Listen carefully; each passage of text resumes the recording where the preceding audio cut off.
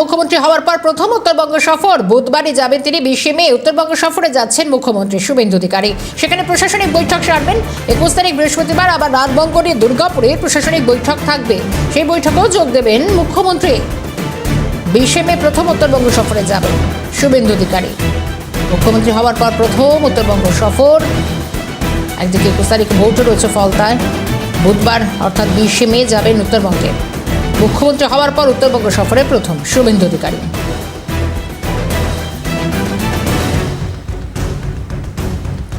একাধিক প্রশাসনিক স্তরে গুরুত্বপূর্ণ বৈঠকও সারছেন।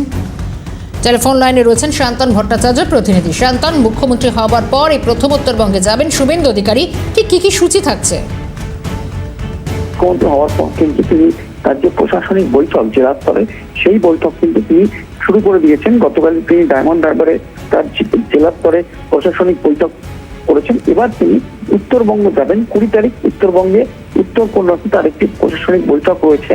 মূলত আইএস অফিসার যারা দায়িত্বে রয়েছেন বিভিন্ন দপ্তরে, তাদেরকে তিনি যেরকম সেই বৈঠকে ডেকেছেন, পাশাপাশি পুলিশ আধিকারিক যারা উচ্চ পর্যায়ের পুলিশ আধিকারিক তাদেরকে কিন্তু ডাকা হয়েছে, এবং যারা স্থানীয় বিধায়ক তারাও এই বৈঠকে থাকবেন। মূলত উন্নয়নমূলক ধরনের কাজ হবে, এবং আগের সরকারের যে কাজগুলো যেগুলো এখনো পর্যন্ত আটকে আছে, সেই কাজে যেরকম গতি আনতে হবে। পাশাপাশি নবান্ন থেকে একগুচ্ছ নির্দেশিকা দেওয়া হয়েছে, তার মধ্যে আইন শৃঙ্খলার পরিস্থিতি এবং পুলিশকে আমূল পরিবর্তন হওয়ার কিন্তু নির্দেশ দেওয়া হয়েছে, এবং সেইগুলো নিয়েই আলোচনা হবে।